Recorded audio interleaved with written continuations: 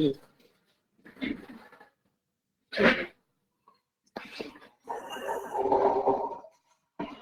morning, everybody. Good morning, everybody. You can see me, I hope.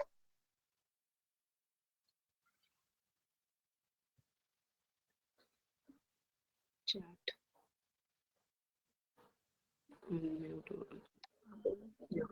Anybody wants to say? Please let me know if you can see me.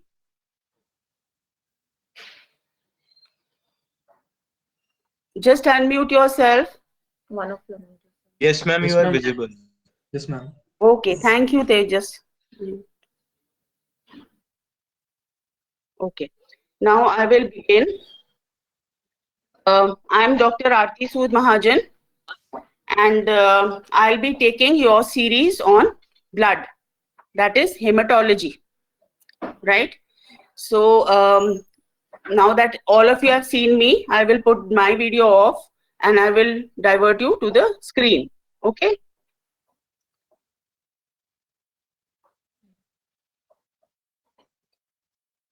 Right, so let's begin the class, that is blood. Okay, so blood and hematology is something that you are going to be doing for a very long time in your first semester, right? The idea of teaching this subject in the initial part is because most of your practicals in hematology lab, that is the lab on the 3rd floor, is related to this, that is blood. This is in addition to whatever is the assessment done in theory. Okay, so we will have about 15 lectures minimum in blood, where all the aspects will be taught in theory. In addition, you will have practicals all throughout, say about 2/3 of the time that you're going to be with us. You're going to have some practical or the other related to blood, and whatever is taught in class will be reinforced by a practical which will be conducted. One very big highlight of this series of blood is you have what is known as a visit to the blood bank, which you will do once you all start coming, to the lab regularly. So this will be sometimes in the last week of March or something, we will take you to the blood bank. So this is how we propose to go about the whole issue.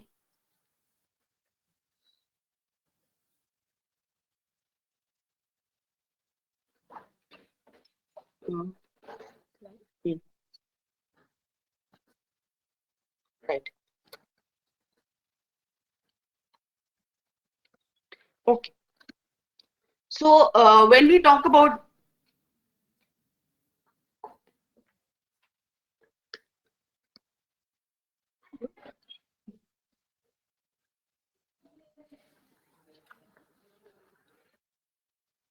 just a minute, please. I'm just going to adjust the settings.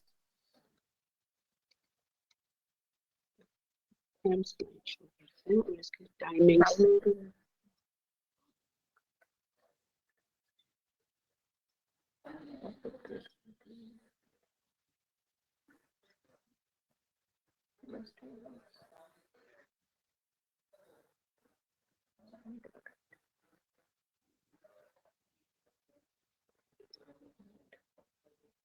I hope not.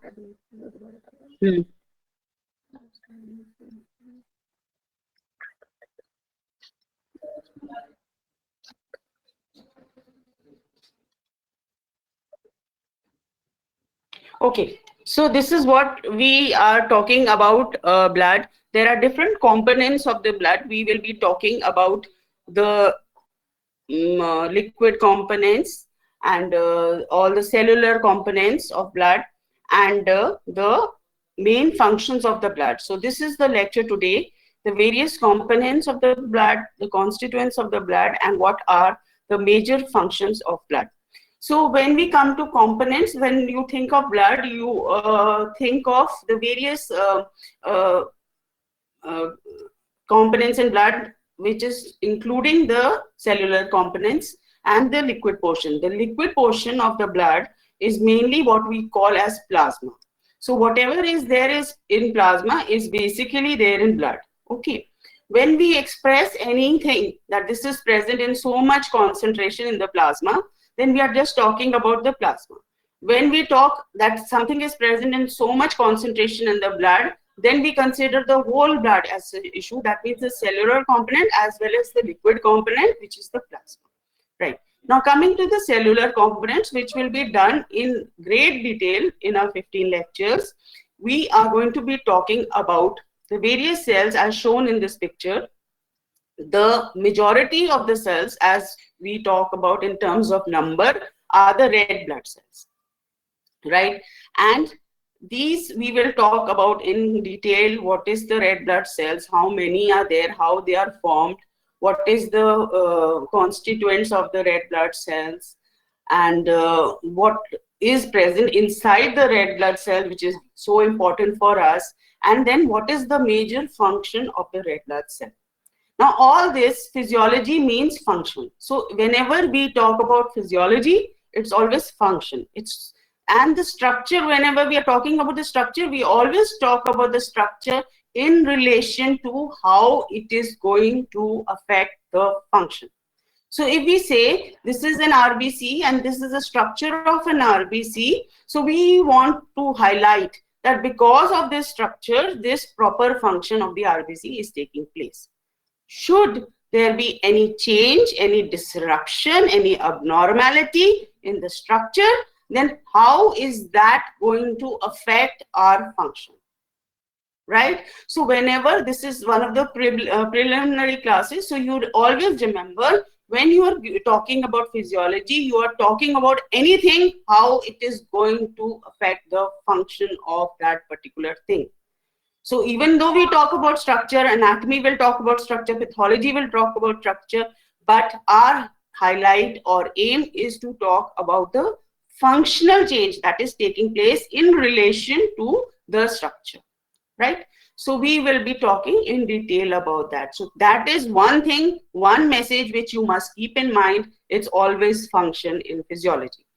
Now, red blood cells are maximum. So we'll be spending a lot of time on this. In addition to this, we'll be talking about the various other things like the WBCs or the white blood cells.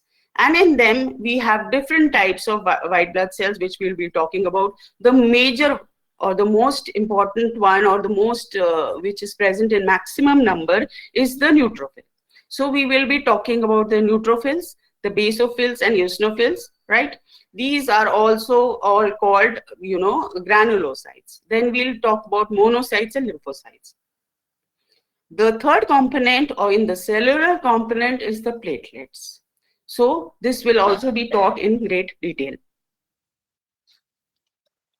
Now coming to the major things, once we talk about the function of blood or any one particular cell, or for that of plasma, or the constituents of the plasma, in addition, many a times you will be told in detail about the mechanism of action. I mean, that means how does the function take place. One is saying that this is happening.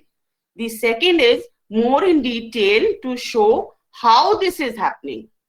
What is the mechanism involved? Okay, so during that time in the mechanism, there will be different components contributing to the mechanism, different steps of the mechanism. So if anything goes wrong, then the whole function is going to be compromised. In this, you will find that many a times physiology is, it's kind of a normal physiological function or mechanism. There is more to it than simply one function. So we always have a kind of a backup plan in physiology, right? So if a disease occurs, it is because the normal mechanism, the normal backup mechanism, or the normal processes that can maintain a uniform environment inside the body is disrupted, right? So this is what we talk about mechanism importance. Now, when all this is there, and what is the importance is the applied importance. If something goes wrong, what is the implication of it? If the structure goes wrong, what will happen to the function? Okay, how much of structure will be affected, how much of function will be affected. So that is the applied importance. And in our thing, in everything, we always relate it to the human physiology and human, diseases. What is going to happen. Then the last part is always talking about diseases, which is very lucrative for you. You get very excited whenever anybody talks about diseases. But always remember that your first and your second semester is to understand what is normal. And if you are not able to do that, you will never really appreciate what is abnormal. Right? So always when you're studying, don't get the idea of, just talking about what is abnormal. Right? So that is the thing. Let's go ahead.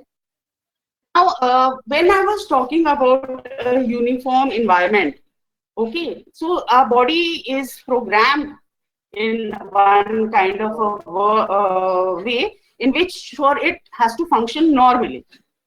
Okay, so we have various systems. They all function normally, and till you get a disease, you're not even aware all this is happening inside your body. So there is an environment inside the body as well as there is an environment outside the body. Now, whenever it rains or there is excessive sunlight or less sunlight, we are always bothered about it and we keep on talking about it. But we never come to know what is the internal environment, and this internal environment has been given a name which is known as Claude Bernard. Gave the name milieu interior. Now, just a minute. We are having some kind of a setting.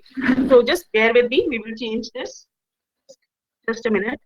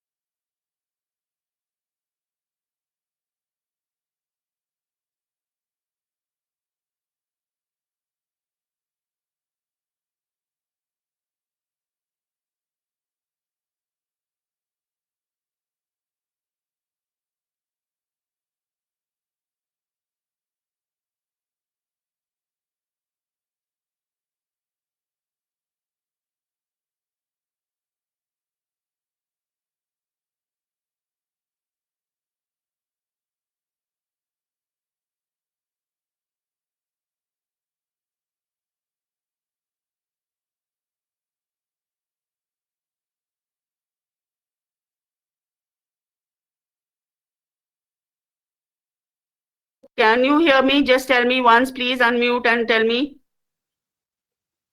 Yes, ma'am. Okay, fine. Thank you. So let's continue. So we were talking about the functions of blood. That is, now this comes as a short note. This can come as a viva question and all. So first of all,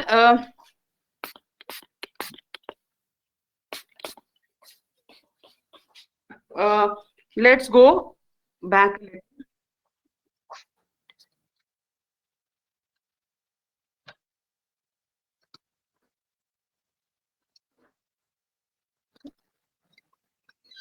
Okay. So we were talking about our friend here who coined the name milieu interior. This is known, he is known as Claude Bernard, and his name will be very much important for your, so this comes, if you roam around the corridors of physiology, you will see a photograph of this guy. And now remember one thing, science that we are studying today and did not come as a result of one person. So while Claude Bernard was talking about the interior and milieu interior, he was working simultaneously on many things, and many people at the same time were simultaneously working on the same principle, that is the constancy of the internal environment or the milieu interior. Similarly, during the same time, this is around about 1820s to 1850s, that time, Walter B. Cannon coined the term homeostasis. Okay, so this term homeostasis is a very, very important term. It tells you about the constancy of the internal environment, and all the physiological mechanisms are so programmed that they maintain this constant environment, or they are contributing to what is known as homeostasis. Whenever a disease occurs, the internal environment is disturbed, only then the disease can occur. So this is to be appreciated. The term homeostasis is or sounds like another term which we do in blood, which is known as hemostasis. Homeostasis, hemostasis. Hem means blood, stasis means to stop, ruk jana. Okay, so homeostasis and hemostasis, they are terms which sound like each other. Both are there related to blood, but one means maintenance of the internal environment and the other means maintenance of a regular flow of blood, which we will talk when we talk about the platelets and the coagulation mechanisms. Now coming to the functions of blood, the main function is maintenance of the internal environment. Now, how do you think blood is going to maintain the internal environment? Just think about it. Internal environment means talk about all the systems. So this is basically function of the blood is related to functions of all the systems. How does blood help to maintain the internal environment? Internal environment could mean anything, right? It could mean the constituents of the thing, the functioning of the thing, of every organ. Okay, it could mean how the regulation is taking place. So how is the blood? What is so special about blood that it is related to everything which is present? What do you think? Before and then after that, the functions become so easy because you have to say blood is, I can't give you the answer. So anybody? Now let me see. Yash Mittal. Yash is there. Please unmute yourself. Yes. Yash, what do you think is so special about blood that it can contribute to making the internal environment, maintaining it? What is so special? Ma'am, I think that blood can go anywhere in the body and it can replenish the items, like it can give the nutrients that are deficient at any place, and it can take the excess material or any unwanted substance at a place in the body. Yes, you're absolutely right. Yes. So basically blood is going to each and every organ. If the blood supply to an organ is cut off, then what happens? That organ is not going to function. But when we talk about blood supply, we are talking about blood plus supply. So supply is related to another organ. What is the organ supply is related to? What is going to supply the blood? Heart. Yes, the heart and the blood vessels. Okay, so that is another organ or another system that we will talk about, the cardiovascular system. Nevertheless, cardiovascular system also has to be functional for the blood to be supplied to all the things. But your answer was right, that since the blood is supplied by the blood vessels to the different organs, so whatever the functioning of those organs is related to the functioning of the blood, right? So maintenance, if you will say we have to maintain the GIT constant environment of the thing, so blood is related to that. If we have to maintain the hormone level, so blood is related to that. Now we'll go one by one and see how this is taking place. Okay.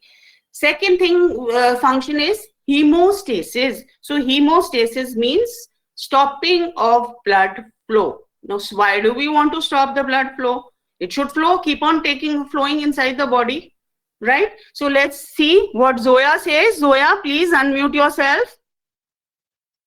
Yes, ma'am. Yeah, so Zoya, what do you think? You have a lovely name, okay? One day when you are coming face to face, we'll talk more about your name. So, right. So hemostasis, why do we want the blood to stop in certain situations? Can you think of that? Ma'am, during injury, blood clotting becomes necessary during that time. Yes, you have to be a little louder, my dear. Yes, blood clotting is necessary, but in what situations? Ma'am, during injury. Sorry? Ma'am, during injury. Yes, absolutely right. Injury. So should there be an injury where there is the whole thing is, exposed. So blood is no longer flowing harmoniously and smoothly in the blood vessels, but there is a cut. So the blood vessel is cut and the blood now, instead of going in the right direction, is going out wherever there is a leak. Okay. So in that situation, it will not reach the organs. It will not reach where it was supposed to go. It will just flow out. It will be a waste of blood, and all that we have done to make it, uniform and harmonious with all the right constituents. So if it is not happening, we have to stop it from flowing. So that is the process of hemostasis, where the cellular component of the blood, that is the platelets, secrete certain substances and also directly help to stop this leak from getting, wasting the blood in the external environment. So by that also we are maintaining what is known as the internal environment. So the platelets contribute, the coagulation system contributes to it. And see, today being the first lecture, you'll say, okay, this is the platelets, this is the coagulation system. But once the whole system of blood is over and somebody asks you the function of, then you will say not one line about hemostasis, but you will explain, because you would have already done platelets and the coagulation. So you will explain how the actual stoppage takes place, how the platelet plug is formed, how the fibrin seals of the site, and it maintains the environment. Then what is it that ultimately, when everything is healed, all these cells have to disappear from the scene. Okay, and how hemostasis comes about. Now coming to the third function, pH maintenance. What is the normal pH? Let's see who is going to answer.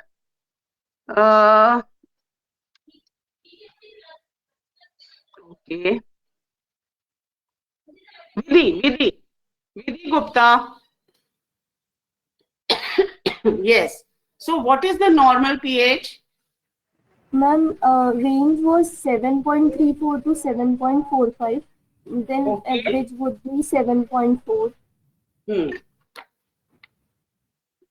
Yes. That's so. This also has to be maintained. Now, see, when you're saying all these things, 7.4 and all that, remember one very important thing in blood, which I'll be telling you. I will be just coming to that. These are called the normal values of everything. Now, since you're going to become doctors, so you're going to be seeing blood reports of everybody. Okay. There is no chance. Whatever doctor you become, whatever field you specialize in, you're going to see blood reports. Okay. So when someone shows you the report, you can't say, wait, let me go to the internet and check if this is normal. Okay. Because then they'll think you haven't done your studies. Okay. So somewhere along the line, we are expected to mug up, to remember all what is normal not only the function, but in terms of normal values also. So today that you say 7.4, this 7.4 will register in your mind or in your, say, brain for the rest of your life. So when you're going to see someone's KFT, or you're going to see acid, base balance studies, or ABR, all these things you're going to see the pH written somewhere. So you should always know that this is normal. Of course, when they give you lab reports, if it is a good lab and a standardized lab, they always, in brackets side mein, they write this is the normal standardization value. Okay, but many a times it is not there. It in your OPD slips you just write the, somebody else has seen the patient